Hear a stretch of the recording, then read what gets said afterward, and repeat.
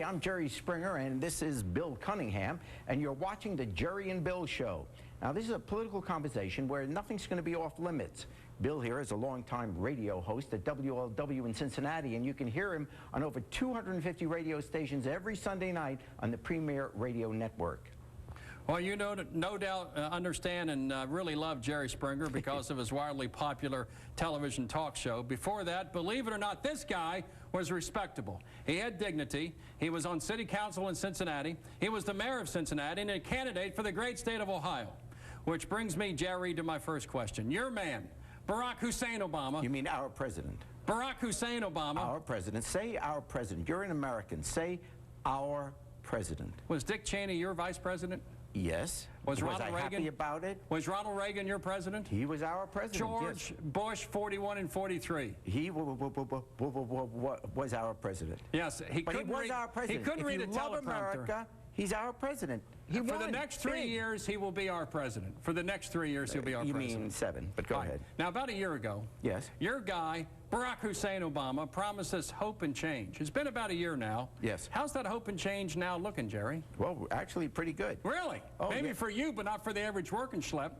Think about the average, the butcher, the baker, the candlestick maker, the plumber, the electrician, the truck driver. Do you think if they had to do it again, I'd say they'd vote for John Sidney McCain for the presidency over Barack Hussein Obama? Well, of course they wouldn't, but here's the point.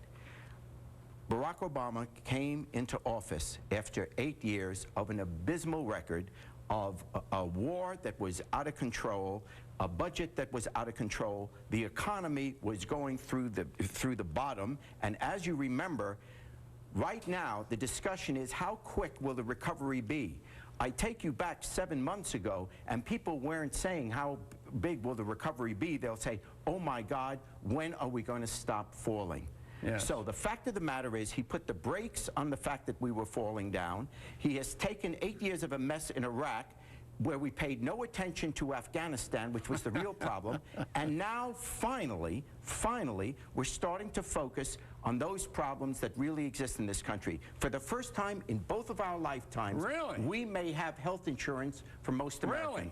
God bless Jerry, that. what he did in Iraq was deliver on the Bush promise of the surge, which he said in the beginning he was against, but now he's in favor of. And in Afghanistan, your guy Obama is doing probably something that I'm very happy about. If I was Obama, I would do exactly what he's doing in Afghanistan, which is to win the war. But I wouldn't do it on the cheap. Stanley McChrystal, the general, wanted 40,000. He gave him 30,000. And as far as health care is concerned, America, I'm proud to say, has the best health care system in the world for 90% of us, including you and me. Excuse me, it's not for 90% of us. The fact of the matter is that all the countries that you will make fun of, like whether you're talking about Canada, England, France, Germany, all of them, every one of them has a life expectancy of over 80 years old. The United States of America has a life expectancy of 76.75 years.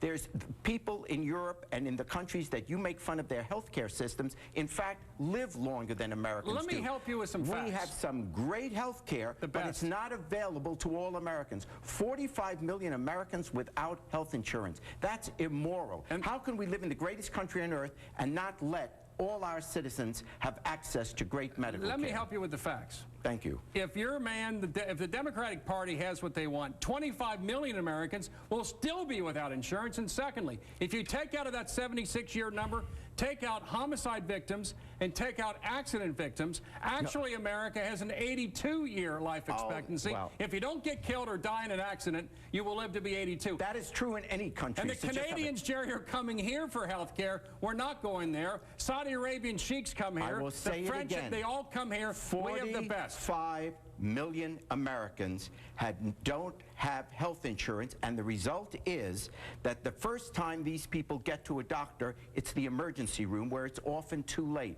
It is unconscionable. You know, 3,000 people were tragically, horribly killed on 9/11. That's 3,000.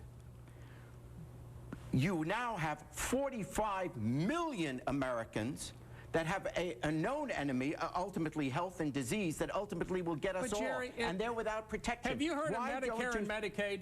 We have health care, maybe not health insurance. We're paying for their medical care right now with exorbitant premiums. For Medicaid, as you well know, and for Medicaid, as you well know, you have to be dirt poor in terms of income. And for Medicare, you'd have to be over 65. Jerry, so therefore, we still had 45 million Americans, even with Medicaid and with Medicare, that don't have health insurance. How is that conscionable? How do you think that's okay? You say you love America. How can you love America and not love Americans? To be poor in America means you're probably morbidly obese. You have a cell phone, you have big screen TVs, you own your own home, you might own your own car, and you have charge accounts. There are no dirt poor Americans anymore in this country. There are no more dirt poor Americans in this country. You come with me, Bill Cunningham. I want to go with you. I'd like to go on your jet. Around this country, I'll go on your jet to Las Vegas. There is no poverty, grinding poverty in this country. If you're poor in this country, you're morbidly obese. If you believe I'm privileged, you're the one that's privileged. If you believe that there are not poor people in this country, there are poor people, but they're fat. America has fat poor people. Most nations have skinny poor people. We have fat ones. Why? Because we give them too much freebies because of people like you. That's a great one-liner, but it's really an insult to all those people. No, it's not. Have you seen the size of people? There are a lot of wealthy people that are fat. Yeah, what is that about? But they paid for their own food. Let's change subjects. We have 30,000 of our brave men and women heading to Afghanistan. Now, maybe you can explain why Afghanistan, when Barack Obama came in, why it was in such horrible shape. Your party, your people... Dick Cheney, who might be the next president. Dick Cheney, the next president. I'll tell you what. If Dick Cheney is the next president, absolutely, I'll do the best favor for you that you could ever want. Become a Republican? No, I'll quit my show. You will quit the Jerry Springer show? If Dick Cheney is the next president of the United States, I will resign my show. Can we get serious about Afghanistan just for a moment? Because Dick Cheney, I don't want to see you quit. You've got a family to support. You need to keep that R-rated show on the air. I don't want you to quit. I watch it now and then. It's hilarious. To marry your cousin and your sister. But nonetheless, on Afghanistan, your man, Barack Hussein Obama, is doing something which, in my opinion, is wrong. Let me explain it to you this way. There's nothing to win in Afghanistan. The costs are too great. The cost of American lives are too high. If you put me in charge, I have a great parade for the American soldier. And I say, you know what? The British lost it there. The Russians lost it there. There's no way we can win. We are bleeding ourselves dry financially.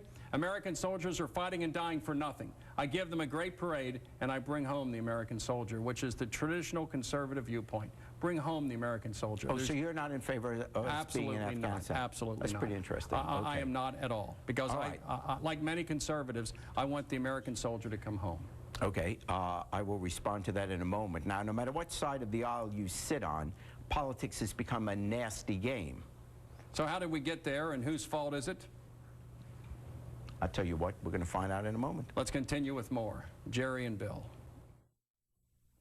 All right, welcome back, my fellow Americans. You're watching the Jerry and Bill Show, a political conversation where nothing is off limits, no matter what it is, even nasty stuff that Springer might say. Politics has changed. Both sides have gotten downright nasty. The question seems to me, Jerry, who's to blame? Who's to blame for the quality of the nastiness of the kinds of things Democrats said about George Bush and Dick Cheney for 8 years? Who's responsible for that? Well, I understand your little sly comment there. The reality is politics, the media is every place now. Probably, I'm not sure politics is any dirtier today than it was throughout history, but technology is so much more advanced that everything gets watched, every comment. You know, you had George Allen for a while, the senator from Virginia, as a possible candidate in your party. He says some comment speaking to a small group of people thinking no one's going to hear it. Someone's got a cell phone, it's on YouTube, and it destroyed his aspirations immediately. Now, I'm saying, from my point of view, I'm glad it did, but the fact of the matter is that everything is covered now, and because of that, and because there's a 24-hour news cycle, everyone is made to look horrible, and therefore, both sides saying the other person is horrible if you elect them. You know, you guys constantly attack Obama. We constantly attack Bush. I get it. But with all of that, a kid grows up in our society believing that anyone who runs for office is a horrible person because all the commercials only say how bad the other guy is. I kind of want a collision sport. The founding fathers had nasty things to say about each other. Even on his deathbed, John Adams was angry that Jefferson outlived him. So this stuff goes back to at least 1826 and beyond, and the Lincoln stuff was horrible. Although they both died on the same day. Same day, July 4th, the 1826. 50th anniversary of the Constitution. No, of the Declaration of Independence. July 4th, 1826. So yeah. Politics have been nasty. I think here's the difference. It began, I think, with Ronald Reagan and his policies. The Democrats who control all the big institutions. Democrats have Hollywood. Democrats have all the colleges and all the universities. Democrats have all the newspapers. Democrats have ABC, NBC, and CBS. Whoa. All that is owned by the Democrats. No, that is a fiction you guys keep repeating. Virtually all major institutions in America are owned by wealthy conservative people. It's their editorial. I don't know who owns the stock of the company. Well, wait a second. You mean Katie Couric is a liberal? The people that own it. The people that own the companies. But what's you think content? Murdoch is a flaming liberal with Fox? I'm talking about content. The content of the program, not who owns the stock. The people doesn't matter. that own it control it. No, it doesn't. Katie Couric, Gibson, and ABC and Stephanopoulos. If you're right, then how come Bush was elected 2 terms in a row? Because the American people had talk radio to turn to. American people had people like me. Look, I think you're great on talk radio, and I'm not just telling you that. I think you really are. But let's be honest. In terms of all of America, how many people, for example... 15% listen to it. But of the 15% that listen, they constitute about 30% of the electorate.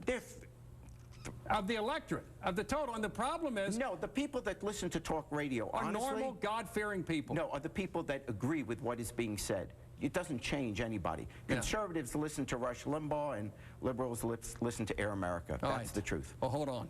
Jerry, we're trying to save the planet from dramatic climate change. Either that or you've had too much of the Al Gore Kool-Aid recently. Let's take a short break, and we'll continue with more on the Jerry and Bill Show. Welcome back. You're watching the Jerry and Bill Show, a political conversation where nothing is off limits, including apparently good manners. We're in the middle of winter, believe it or not, Jerry. Believe it or not, we're in the middle of winter. Yes. And I'm constantly hearing about man-made global warming. Admit it, Jerry, it's a liberal myth to seize control of the American economy and to seize control of the American government. Many years ago, Jerry, when you were born... This is a plot to seize control of the American government. Absolutely, because man-made global warming and the Al Gore types are using this theory to promote control of everything we do in our life, the air, the ground, the water, and they're having this discredited theory that men can somehow change the environment, when in reality, Mother Nature changes the environment. Scientists, now I know you'll find a few. I got 10,000. I have a list of 10,000 scientists. I know, right here. I got it right here. McCarthy. I got the list right there. Yeah, well, don't take it out. 10,000 scientists say it's a bunch of baloney, and you know it's baloney, but you want to control the American people. I have such a desire to control the American people. You do? Oh, I have a meeting every day. I get up in the morning and I say, I want to control. Subliminal messages on your TV show? Yeah. They're happening. Yeah. Look it's at a the world behavior. issue. Why do you think everything is just an American issue? It's a world issue. The world is concerned about what's happening to this planet.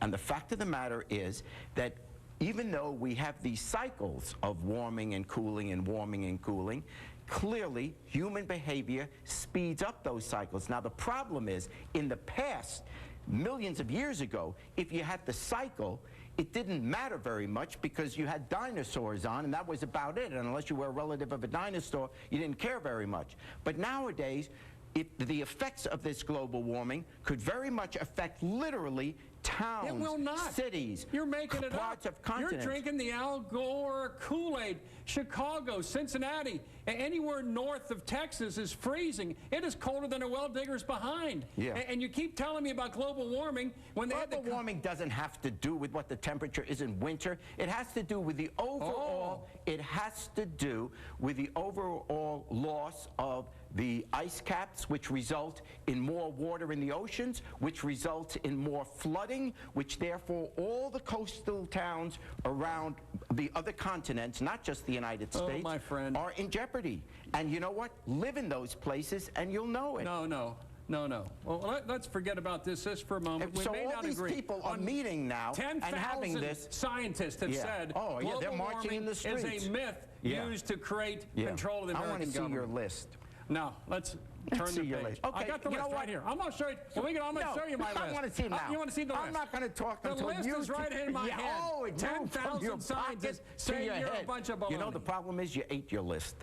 Tiger Woods, Jerry Springer, is just the latest example of your television talk show destroying the American culture. Before you got into television, we cover a lot of golf. Tiger Woods was in a monastery.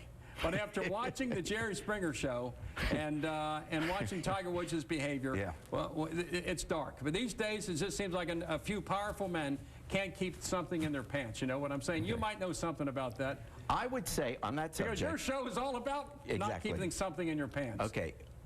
Clearly, I would say that none of this is anybody's business but his family's. Period. None of it. The media that screams about what he's done is eating it up. Every news show talks about it. There are programs on it. They run the crawls about what the latest is. The latest woman to come out of the, you know, the woodwork. That's the phrase now. He played 9 holes, and now he's on the back 9. Yeah. There you go. So the point of the matter is, you know what the AP said? The point is, it's no one's business. Yes, he's a golfer. The AP said, judge him for a golfer. Number 1 story in America this year. Not Iraq, Afghanistan, Bernanke. Number 1 story is and it's awful. Tiger Woods. It's awful. You know why it's not awful? Because he was a symbol to the American family. But who made him that? He's a golfer. A censor. No, my parents were my role models. Your parents are your role models. That's who role models. Because so many Democrats... Athletes are admired for their athletic skills. They may be good people, they may not be good people. I don't know. I'm not worried about that.